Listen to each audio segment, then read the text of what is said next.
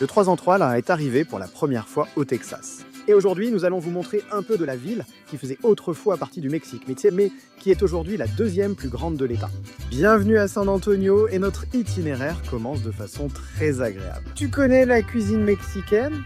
En fait, c'est la cuisine Tex-Mex, qui est un mélange de cuisine mexicaine et texane. Et ici à San Antonio, c'est le berceau de la cuisine Tex-Mex. Et nous sommes ici au Rice pour découvrir un peu de cette cuisine. Le Rice Drive-In est l'un des restaurants les plus anciens et traditionnels de San Antonio.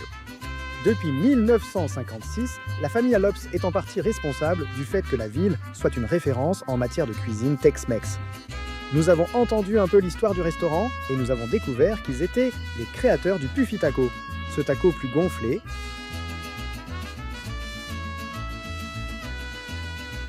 délicieux. Croyez-moi, tout ce que vous commanderez ici sera sensationnel. Sortis du Rice, nous sommes allés directement au Café Maria pour un vrai Tex-Mex. Impossible de vivre une expérience plus authentique avec des plats historiques préparés par Maria, Bessa et sa famille. Depuis 1989, ils ont même été recommandés par le New York Times. Et à juste titre, tout était fantastique. Sans une visite au Mitira, votre expérience Tex-Mex resterait incomplète. Ici, c'est pratiquement une institution de la ville qui a commencé comme un café en 1941 et qui est aujourd'hui considéré comme l'un des meilleurs restaurants de San Antonio. Les douceurs ne manquent pas ici et aujourd'hui, nous sommes venus ici pour le dessert. La salle est absolument magnifique et après une excellente sangria, nous avons goûté quelques gourmandises à tomber par terre. Ça ne vous met-il pas l'eau à la bouche ?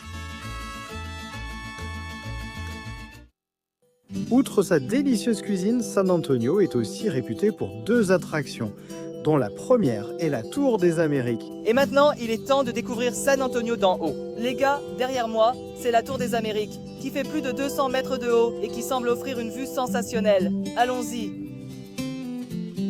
Au rez-de-chaussée du parc, il y a des boutiques, des salles d'arcade et un cinéma.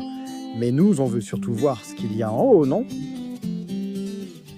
Avec ses 229 mètres, la Tour des Amériques est la carte postale de San Antonio. Et la vue d'en haut est spectaculaire. Explorez bien le sommet, car en plus du paysage, il y a des fresques qui racontent un peu l'histoire de la ville et même un restaurant. Tournant... Génial, n'est-ce pas ?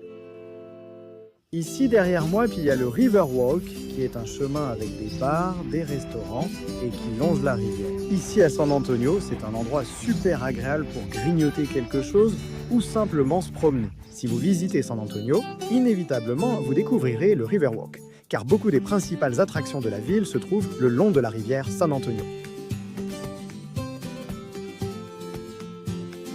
De nombreuses boutiques, bars et restaurants sont ici. Et le meilleur moyen de découvrir le Riverwalk est une balade en bateau, avec G-O-R-I-O.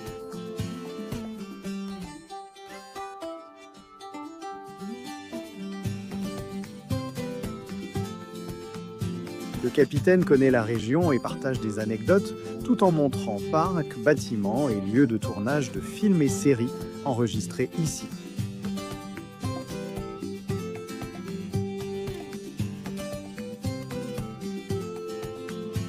La nuit sur le Riverwalk est animée, souvent avec un festival, des bateaux illuminés et de la musique live.